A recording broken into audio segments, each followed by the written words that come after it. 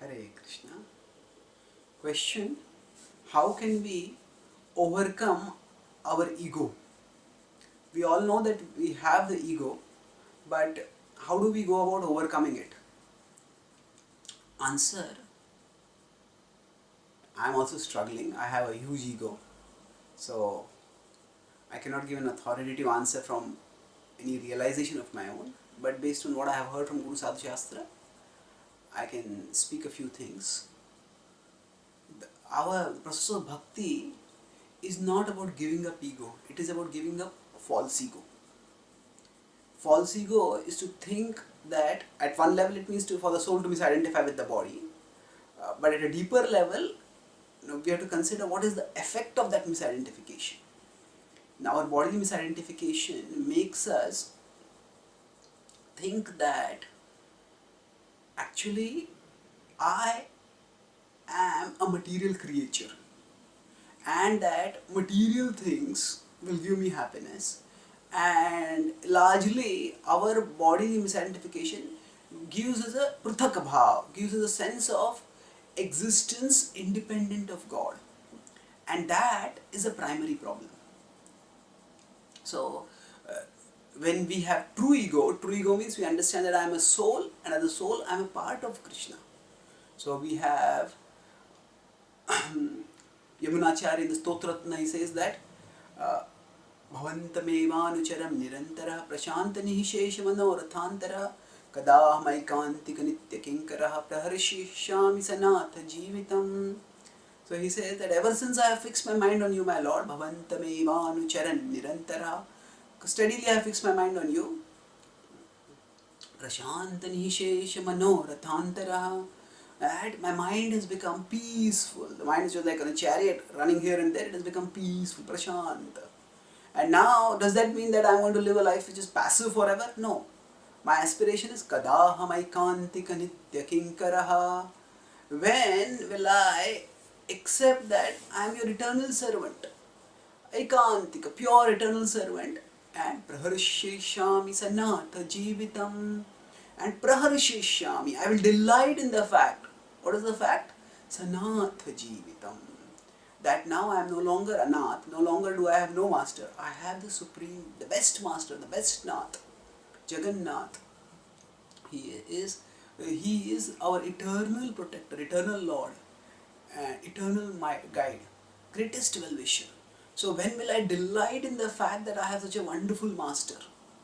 When this world, when say a child is homeless, is an orphan, and then the child is going from maybe one orphanage to another, and sometimes there are some proposals for adoption, but then nothing works out. The family that wants to adopt doesn't turn out to be good, but finally that child comes to a family, which is very loving, very very caring, and showers this child with affection and helps that provides all facility for the child to grow into a wonderful human being.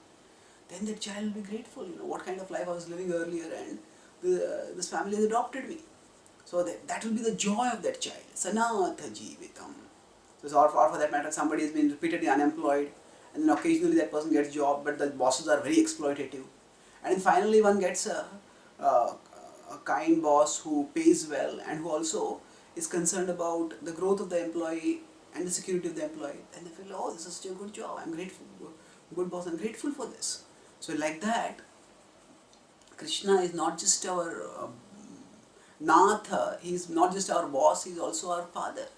And we have been trying out various things to do to be secure and happy in life. But when we come to Krishna, then we get true happiness, true security. So rather than worrying too much about giving up false ego, as devotees we focus on cultivating the true ego. Cultivating the true ego means strengthening our connection with Krishna. Reminding ourselves that Krishna is such a wonderful Lord and I am so fortunate to be connected with him. And of course, our relationship with him is of service. But if we focus too much, I am a servant, I am a servant, I am a servant, and the word servant has a jarring, grating tone to it, which may create some resentment within us. And certainly, we do have to change the disposition from that of an independent enjoyer to a servant of the Lord. But that doesn't have to be necessarily done in a way which causes excessive friction in our consciousness. So we can focus on the fact that we have got such a wonderful Lord, that Krishna is our Lord, and He is there to take care of us, and we are in His shelter. So focusing on that, Bhaktivinoda Thakur also says in a Ekonobhajini song that Paramanande Nachi Padaguna Gaya, that Paramanande Nachi, I will dance in great ecstasy, and Padaguna Gaya, I will sing the glories of the lotus feet of the Lord, which have given me shelter. So as devotees, if we focus more on the point that I am so fortunate to have such a wonderful Lord, and we cultivate a development of the true ego. Development of the true ego means, we feel that we cannot live without a sense of pride. And sometimes we think of the word pride in a very negative sense. So in a more positive sense, we could use the word honor. We all need a sense of belonging, of acceptance, of value, of being valued and being valuable. So that of, we could say, self-worth. Now if that comes independent of Krishna, that is false ego, and that causes illusion and bondage. So rather than trying to say no to the false ego, we focus on saying yes to the true ego. That means we focus on remembering how glorious Krishna is, how fortunate we are to have a connection with Him, and then we cherish the ways in which we can develop our connection with Krishna. So if we have some talents by which we can do some services, if we have some resources, if we have wealth, we have position, whatever we use them with the focus on developing our relationship with Krishna, not the focus on trying to prove to the world how great I am. So this is a matter of subtle but significantly different motivation. Just as a materialistic person wants everyone to know how great I am, a devotee wants the world to know how great Krishna is. And just as a materialistic person may do a lot of activities, a devotee also runs around doing a lot of activities, but the motivation is different. And so rather than trying to beat ourselves down by thinking I'm a servant, I shouldn't have ego, you should focus on, how can I develop my true ego? I'm so fortunate to have a wonderful connection with Krishna, and let me delight in that connection, and let me share that delightful connection with others in whatever way I can. And when we are trying to develop this true ego, we can also observe what are the occasions when our false ego manifests. For example, when we have some talent and we are able to do something very well, that is the time we may become proud. Oh, I am doing this so well. Then, if that is the case, then we can do 2-3 things. First is try to remind ourselves that this talent is not mine. It comes from Krishna, and He can take it away at any moment. Just as Arjuna was such a formidable archer, but at one particular time, towards the end of his manifest pastimes, he could not even defeat some cowherds who came to plunder Krishna's queens. So, if Arjuna, who was the world's foremost archer, had his abilities taken away by Krishna, my abilities can also be taken away. So my abilities are gifts given by Krishna. They are entrusted to me, and let me use them in Krishna's service. So by remembering that these abilities belong to Krishna, they are gifts from Krishna, we can avoid the pride coming from my abilities, but at the same time, knowing that they are there with us, we can use them in Krishna's service.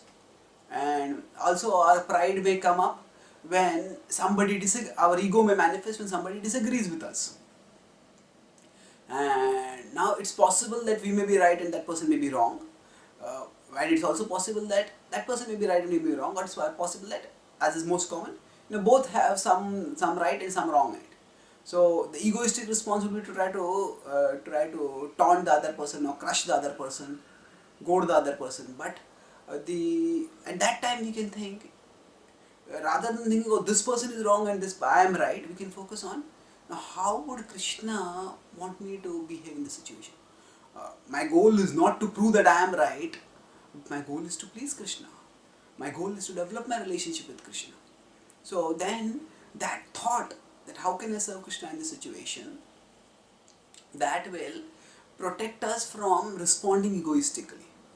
So we can think of that this situation, every interaction for us, how that person is behaving, uh, that person, whoever it is, that person, even if it's a close relative, that person is going to be there in our life for 30, 50, 70, 80 years. And if I get worked up, if I get angry with that person, okay, I have a relationship with this person, but it's not an eternal relationship. But my relationship with Krishna is eternal. So if I let my response be determined only by the way this person is behaving, then in my response I lose the opportunity to develop my eternal relationship with Krishna. Just like, if in a cloth shop there is a employee who is showing clothes to the customers, and there is the owner who is watching from the counter. So from now some customers may be very demanding. Say if it's a cloth shop, some women may come and they will say, I want to see this cloth and I want to see this sari and I want to see this and I want to see. They may see 50 clothes and they may not take any one. Now the employee can get irritated, but if the employee knows that, okay, my boss is watching and my salary is not going to come from this customer, my salary is going to come from my boss. So although this customer may be irritable, but if I behave cordially, then my boss is going to be pleased, and my boss's pleasure is what is most important for me. I'll try to please this customer as much as possible, but even if I can't, if my boss is pleased with my conduct, I am secure. Similarly, the person with whom we are interacting, that person is like the customer, and Krishna is our boss. Krishna is present right in our heart and is constantly observing what we do. So, if we are driven by the ego, then our response will be determined. Just this person is being so irritable, so I will shout it. I will show this person, how wrong he or she is. But if we are connected with Krishna, then we will think, okay, what will please Krishna in this situation? And then it's not that it's just not having an ego means we let other people trample us, that we let them do whatever they want. No, we have to do what is best for the service of Krishna. And sometimes we may have to speak firmly, strong, assertively. So that can also be done in a mood of humility, in a mood of service to Krishna. So basically, things that make us irritated, the things that we become proud of, and the things that make us blast at others, shout at others, and other situations like this, when our ego starts getting exhibited, we can try to come up with mature Krishna conscious responses based on seeing even these situations as opportunities for developing our true ego, not just for defeating or crushing our false ego. So when we have that positive motivation, then the process of bhakti becomes joyful. It doesn't become a process of beating ourselves down, but a process of raising ourselves up so that we connect with Krishna.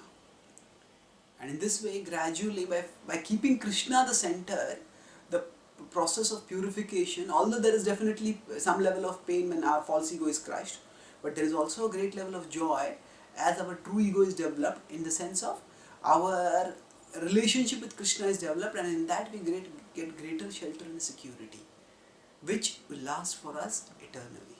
Thank you.